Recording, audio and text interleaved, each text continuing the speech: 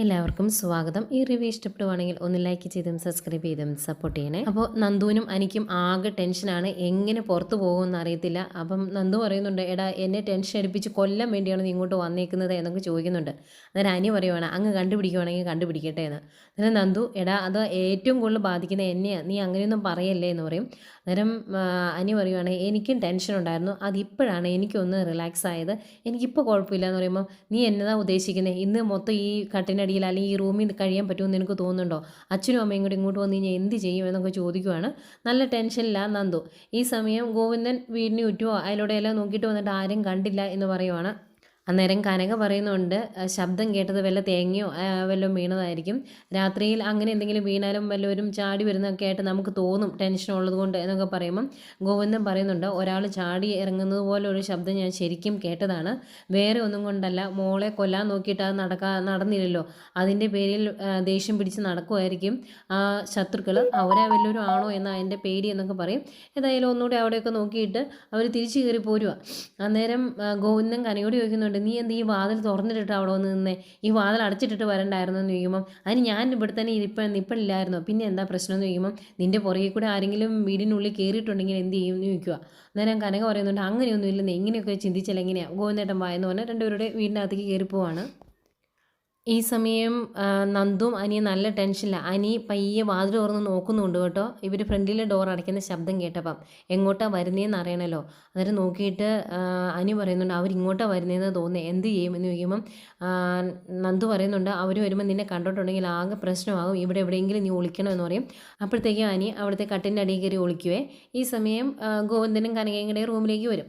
അന്നേരം എന്താ വെച്ചാൽ അവിടെ ഒരു ശബ്ദം കേട്ടത് എന്നൊക്കെ ചോദിക്കുമ്പം കനക പറയുന്നുണ്ട്, അച്ഛൻ എന്തോ സംശയം, രാത്രിയിൽ ആരോ മതിലയാടി ഇങ്ങോട്ട് വന്നിട്ടുണ്ടെന്ന്, അതുകൊണ്ട് അച്ഛൻ നോക്കുമായിരുന്നു എന്ന് പറയും. എന്നിട്ട് വല്ലവരും കണ്ടോ എന്ന് ചോദിക്കുമ്പോൾ ഇല്ല എന്ന് പറയും. അന്നേരം ഗോവിന്ദൻ പറയുന്നുണ്ട്, വേറെ ഒന്നും കൊണ്ടല്ല മോളെ, മോൾക്ക് ശത്രുക്കളൊക്കെ ഉള്ളതല്ലേ, അതുകൊണ്ടാണ് ഞാൻ പേടിക്കുന്നത്, ഏതായാലും ഇനി മോൾ ഇവിടെ തന്നെ കിടക്കണ്ട എന്ന് പറയും. ഇവരിങ്ങനെ സംസാരിച്ചുകൊണ്ടിരുന്നിട്ട് നോക്കുമ്പോഴാണ് അവിടെ ജനൽ തുറന്ന് കിടക്കുന്നത് കാണുന്നത്.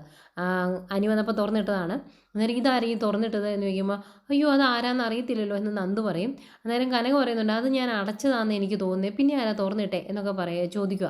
അന്നേരം ഗോവിന്ദൻ പറയുന്നുണ്ട്, ഞാൻ പറഞ്ഞില്ലേ മോളെ ഉപദ്രവിക്കാൻ വേണ്ടി വന്ന ആരോ ചെയ്യുന്ന പണിയാണിത്, അതുകൊണ്ട് ഇനി തന്നെ കിടക്കണ്ട എന്ന് പറയുവാണ്.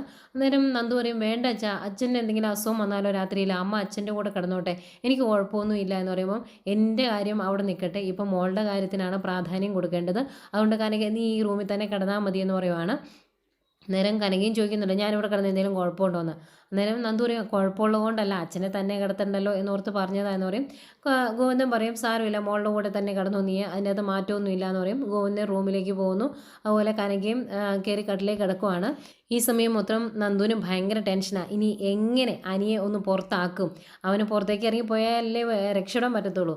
അങ്ങനെ ഓർത്ത് കിടക്കുമ്പോഴാണ് കനക ഇങ്ങനെ പറയുന്നത്, അച്ഛനിപ്പോൾ ഭയങ്കര പേടിയാണ്, വട്ടായെന്നാണ് തോന്നുന്നത് എന്നൊക്കെ പറയുമ്പം നന്ദു പറയുന്നുണ്ട്, എനിക്കിങ്ങനൊരു അവസ്ഥ വന്നപ്പോൾ അച്ഛൻ ആകെ പേടിച്ചു പോയമ്മേ, അതുകൊണ്ടായിരിക്കും എന്ന് പറയും. എന്നിട്ട് അമ്മ എൻ്റെ തൊണ്ട വരളുന്ന പോലെ എനിക്ക് തോന്നുന്നു, എനിക്ക് ഇത്തിരി വെള്ളം വേണമായിരുന്നു എന്ന് പറയുമ്പം, എന്നാൽ ഞാൻ പോയി വെള്ളം എടുത്തുകൊണ്ട് വരാമെന്ന് പറയും. അന്നേരം മോരിരിപ്പില്ലേ ഫ്രിഡ്ജിൽ, നല്ല തണുത്ത മോര്, അത് കിട്ടുമായിരുന്നെങ്കിൽ നല്ലതായിരുന്നു എന്ന് പറയുമ്പം, എങ്കിൽ ഞാൻ അതിൻ്റെ അകത്ത് കുറച്ച് മുളകും കറിവേപ്പിലൊക്കെ ഇട്ട് മിക്സിയിലിട്ടൊന്ന് അടിച്ചുകൊണ്ട് വരാം എന്ന് പറഞ്ഞിട്ട് കനക അതെടുക്കാനായിട്ട് അങ്ങ് പോവാണ്. കനക അങ്ങ് ഇറങ്ങുന്നതേ നന്ദു അനിയെ വിളിക്കും. എന്നിട്ട് എടാ പെട്ടെന്നൊന്ന് പോടാ, ഇറങ്ങി വാ എന്ന് പറയുവാണ്. അങ്ങനെ അനി ഇറങ്ങി വരുന്നു. എന്നിട്ട് ഇങ്ങനെ അന്തിച്ച് നിൽക്കും. അന്നേരം നീ എന്നെ ഈ നോക്കിക്കൊണ്ട് നിൽക്കുന്നത്, പെട്ടെന്ന് പുറത്തേക്ക് പോ എന്ന് പറയും. അന്നേരം ഞാൻ പുറത്തേക്ക് ഇറങ്ങുമ്പോൾ നിൻ്റെ അമ്മ കണ്ടാലോ എന്ന് ചോദിക്കുമ്പോൾ, കാണാതെ നീ എങ്ങനെയെങ്കിലും പോ, അല്ലെങ്കിൽ ശരിയാകുകയില്ല എന്ന് പറയുവാണ്. പോകാൻ തുടങ്ങുന്ന എനിക്കൊരു വിഷമം. പിന്നെയും പയ്യെ നന്ദുവിൻ്റെ അടുത്തോട്ട് വരും. എന്നിട്ട് ആ മുഖത്തൊക്കെ ഒന്ന് പിടിച്ചാൽ നെറിയിൽ ഒരു ഉമ്മയൊക്കെ കൊടുത്തിട്ടാണ് പോകുന്നത്. നന്ദുവിന് സങ്കടം വരുന്നുണ്ട്. നന്ദു എടാ വേറെ നിവൃത്തിയില്ല, നീ പെട്ടെന്ന് പോ, നിന്നെ കണ്ടിട്ടുണ്ടെങ്കിൽ ആകെ പ്രശ്നമാകുമെന്ന് പറയുവാണ്. ഏതായാലും ടവലെടുത്ത് മുഖത്ത് കെട്ടിക്കൊണ്ട് അനി പുറത്തേക്ക് ഇറങ്ങുന്നു.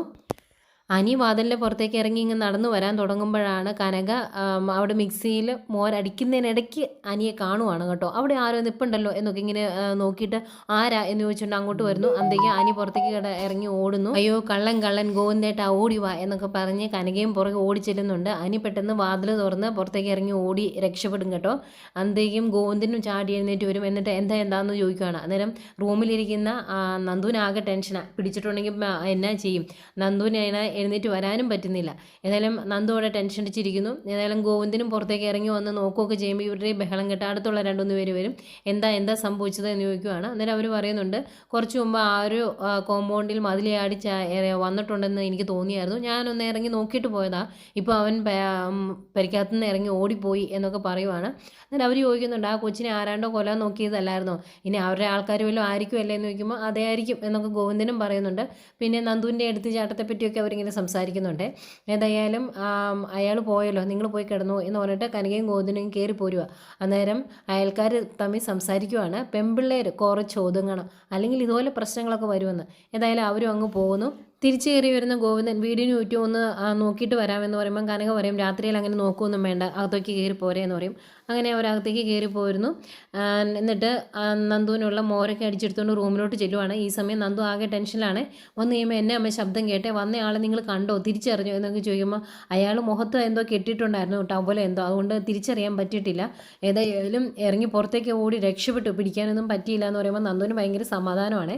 എന്നിട്ട് ഇങ്ങനെ സംസാരിച്ചുകൊണ്ടിരിക്കുന്നതിനിടയ്ക്ക് കനക ചോദിക്കുക, ഇനി അനിയങ്ങാനും ആണോടി ഇങ്ങോട്ട് വന്നേന്ന്. അന്നേരം അമ്മ എന്ത് ഈ പറയുന്നത്, എനിക്ക് ഇങ്ങോട്ട് വരണമെങ്കിൽ മതിലാടി വരേണ്ട കാര്യമുണ്ട്, നേരിട്ട് വരത്തില്ലെന്ന് ചോദിക്കുമ്പോൾ, അല്ല നയനെ എന്ന് ചോദിച്ചപ്പം ഇങ്ങോട്ട് വരണ്ടാന്ന് പറഞ്ഞല്ലോ, അതിൻ്റെ ദേഷ്യത്തിൽ അവൻ രാത്രി വന്നതാണോ എന്ന് അറിയാൻ വേണ്ടി ചോദിച്ചതാന്ന് പറയുമ്പം ആവശ്യമില്ലാത്തതൊക്കെ അമ്മ ചിന്തിച്ചുണ്ടാക്കിക്കോളും, പിന്നെ അതിൻ്റെ ഒന്നും ആവശ്യം അവനില്ല എന്ന് പറയുവാണ് നന്ദു. അന്നേരം കനക പറയുന്നുണ്ട്, അല്ല സമയം ഇതാണേ, അതുകൊണ്ട് പറയാൻ പറ്റത്തില്ല എന്ന് പറയുവാണ്. അന്നേരം അമ്മ ആവശ്യമില്ലാത്തത് ആലോചിച്ച് കൂട്ടാതെ പൊക്കെ എന്ന് പറയുന്നുണ്ട് നന്ദു. ഏതായാലും നന്ദു കുടിച്ച് ആ ഗ്ലാസ് തിരിച്ചു കൊണ്ടാക്കാൻ വേണ്ടി കനകി അങ്ങ് പോയി കഴിയുമ്പം നന്ദു ഇങ്ങനെ മനസ്സിലോർക്കുന്നുണ്ട്, അവൻ എന്നോട് എന്തോ ഒരു സ്നേഹമുണ്ട് എന്ന് എനിക്കിന്ന് മനസ്സിലായി, അതുകൊണ്ടല്ലേ അവൻ ഇത്രയും റിസ്ക് എടുത്ത് ഒരു കള്ളനെ പോലെ എന്നെ കാണാൻ വേണ്ടി വന്നത് എന്നൊക്കെ ഓർത്ത് ആകെ സങ്കടം വരുന്നുണ്ട്. പിന്നെ പോകാൻ നേരത്തെ കവിളിലൊക്കെ പിടിച്ച് നെറ്റിയിൽ ഒരു ഉമ്മയൊക്കെ കൊടുത്തിട്ടാണല്ലോ പോയെ, അതിൻ്റെ ഒരു സന്തോഷവും ഒരു സമാധാനമൊക്കെ നന്ദുവിൻ്റെ മുഖത്തും ഉണ്ട്. പക്ഷേ അതുപോലെ തന്നെ ടെൻഷനുമാണ്. കാരണം ആരാണ് നന്ദുവിനെ ആക്രമിച്ചത് എന്നുള്ള കാര്യമൊക്കെ നന്ദു അനിയോട് പറഞ്ഞായിരുന്നല്ലോ. ഇനി അവർ തിരിച്ച് തല്ലാൻ പോകുമോ എന്നുള്ള പേടി നന്ദുവിനുണ്ട്. ഏതായാലും ആ പേടി പോലെ തന്നെ അനി നേരെ രാകേഷിൻ്റെയും വിഘ്നേഷിൻ്റെ അടുത്തേക്കാണ് പോകുന്നത്. എന്നിട്ട് അവന്മാരെ തിരിച്ചടിക്കണം എന്ന് പറയുക. അന്നേരം രാകേഷ് പറയുന്നുണ്ട്, എടാ നന്ദു നമ്മുടെ കൂടെയില്ല, അതുകൊണ്ട് നമ്മൾ അവിടെ പോയി അടിച്ചിട്ട് ലാസ്റ്റ് അടി നമ്മൾ മേടിച്ച് കിട്ടുമോ എന്ന് ചോദിക്കുമ്പം നമുക്ക് ഈ അവസ്ഥയിലല്ലേ ഒരു ഊർജ്ജമൊക്കെ വരേണ്ടത്, നിങ്ങൾ എൻ്റെ കൂടെ നിൽക്കുക എന്നൊക്കെ പറയുവാണ്. ഏതായാലും അവന്മാരവിടെ പോയി തല്ലുന്നുണ്ട്. ആദ്യം വലിയ ബലം പിടിച്ചൊക്കെ നിൽക്കും അവർ, ലാസ്റ്റ് സഹിയിട്ട് ക്ഷമയൊക്കെ ചോദിക്കുന്നുണ്ട്. അന്നേരം അനി പറയുന്നുണ്ട്, ഇതൊരു സാമ്പിൾ വെടിക്കെട്ടാണ്, നീയൊക്കെ വണ്ടി കൊണ്ട് ഇടിച്ച് അങ്ങ് കിടപ്പിലാക്കിയ ഒരു SI ഉണ്ടല്ലോ, അവളിങ്ങ് തിരിച്ചു വരും, അന്നേരം ഇതിനേക്കാൾ വലിയ പൂരം ഞങ്ങൾ നടത്തിക്കോളാം എന്നൊക്കെ പറഞ്ഞിട്ടാണ് അനി അവിടെ നിന്ന് പോരുന്നത്. ഏതായാലും ഈ ഇടിയൊക്കെ കഴിഞ്ഞതിന് ശേഷം അനി നന്ദുവിനെ വിളിക്കുവാണ്. അന്നേരം കനക അടുത്തുള്ളതുകൊണ്ട് തന്നെ ഫോൺ എടുക്കുകയില്ല. അന്നേരമാണ് ഫോൺ എടുക്കാതെ വരുമ്പോഴാണ് അനി ആലോചിക്കുന്നത്, ഓ അടുത്ത അമ്മ കാണുമല്ലോ എന്ന്. അതുകൊണ്ട് മെസ്സേജ് അയക്കുവാണ്, എടി നിന്നെ തല്ലിയ അവന്മാരെ ഞങ്ങൾ തിരിച്ച് തല്ലിയിട്ടുണ്ട്, ഏതായാലും അവന്മാർ ഇനി നിന്നെ ശല്യം ചെയ്യാൻ വരില്ല എന്ന് അനി മെസ്സേജ് അയച്ചേക്കുവാണേ. അത് വായിച്ച് കഴിയുമ്പം നന്ദുവിന് പിന്നെയും സങ്കടമൊക്കെ വന്നിട്ടുണ്ട്. കാരണം നന്ദുവിനൊരു വിഷമം വന്നുകൊണ്ടെങ്കിൽ അന്നേരം അനി അവിടെ ഓടിയെത്തൂലോ എന്നൊക്കെ ഓർത്ത് ഇങ്ങനെ സങ്കടവും സന്തോഷവും ഒക്കെ വരുന്നുണ്ട്. എന്നിട്ട് ഇങ്ങനെ മനസ്സിലോർക്കുവാണ്, എന്നെ ഇപ്പോൾ ഏറ്റവും കൂടുതൽ സ്വാധീനിക്കുന്നത് അനിയാണ്, എൻ്റെ ആദർശേട്ടനോ അല്ലെങ്കിൽ നയനേച്ചിയോ ആരുമല്ല, അവനാണ് എൻ്റെ ജീവിതം. ഇനി ആരൊക്കെ ഞങ്ങളെ തമ്മിൽ അകറ്റാൻ നോക്കിയാലും, ആരൊക്കെ അവനെ കാണരുത് എന്ന് പറഞ്ഞ് എന്നെ വിലക്കിയാലും ഞാൻ അവനെ കാണും എന്നൊരു തീരുമാനമൊക്കെ എടുത്ത് ഇങ്ങനെ അനിയെപ്പറ്റി ആലോചിച്ചുകൊണ്ടിരിക്കുന്ന നന്ദുവിനെ പറ്റി ആലോചിച്ചുകൊണ്ടിരിക്കുന്ന അനിയും കാണിച്ചുകൊണ്ടാണ് ഇന്നത്തെ എപ്പിസോഡ് അവസാനിക്കുന്നത്.